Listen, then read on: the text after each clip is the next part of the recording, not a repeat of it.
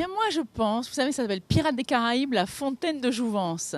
Je crois que Johnny Depp a bu à la fontaine de Jouvence parce qu'il est de plus en plus jeune. Plus les Pirates des Caraïbes avancent et plus lui recule en âge. Il est d'une jeunesse absolument sidérante. Alors il a plus de call qu'avant, il a l'air de s'amuser comme un fou, mais nous, un peu moins, je pense, malheureusement.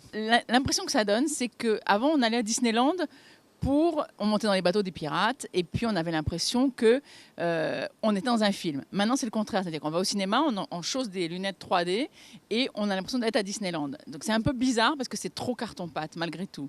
Plus il y a d'effets spéciaux et plus ça se voit. Et il n'y a pas que du carton-pâte, il y a des films aussi qui nous touchent droit au cœur, comme celui qu'on a vu hier, Police avec 2 S, celui de Mai Wen.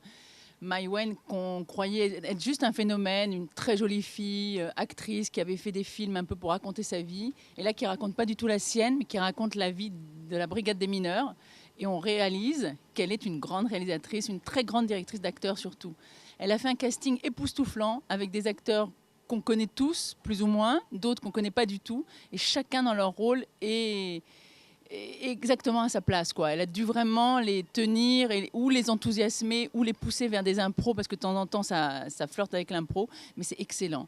Et puis le sujet, quand elle dit à la conférence de presse que tout ce qui est dans le film, elle l'a entendu à la brigade des mineurs, c'est juste atroce, mais c'est un film absolument à voir, absolument. La guerre est déclarée de Valérie Donzelli, c'est un film qui a ouvert la semaine de la critique. D'ailleurs, on se demande pourquoi il n'est pas ailleurs, en compétition, parce qu'il est tout à fait du niveau de la compétition. C'est aussi une histoire vraie, autobiographique, d'un couple de jeunes parents qui découvrent que leur enfant, leur bébé, est atteint d'une tumeur au cerveau. Dit comme ça, c'est atroce. Ce n'est pas du tout un film facile, mais c'est quand même un film hyper vivant, qui a des moments drôles. On ne rit pas tout le temps, même on reçoit des coups de poignard dans le ventre. Il y a des moments où personne ne peut retenir ses larmes, mais c'est un très très très beau film. À 3 jours de compétition, avec déjà 4 films de femmes, entre autres, c'est un hasard de la programmation, hein, qui sont tous remarquables.